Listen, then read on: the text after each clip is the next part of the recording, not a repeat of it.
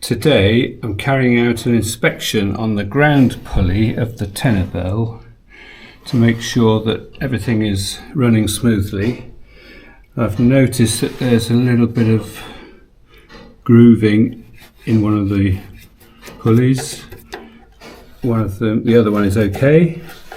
This pulley takes most wear because it's the backstroke, and you can see the rope is drawn through slightly to go up to the wheel, so there's quite a lot of pressure over time on that pulley. So we're just going to take the block off, have a quick check, and make sure everything is okay.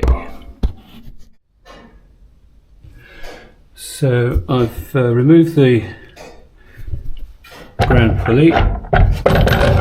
It's just a couple of nuts on the other side of the frame. I'll show you that later. And I'm now going to take the pulleys out to inspect the bearings.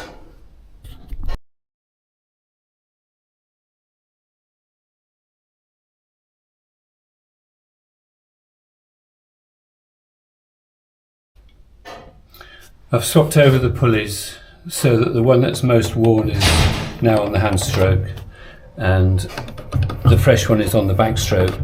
There's not too much wear on this one. That should last a long time. Both of them are free turning, and now the block can go back on the frame.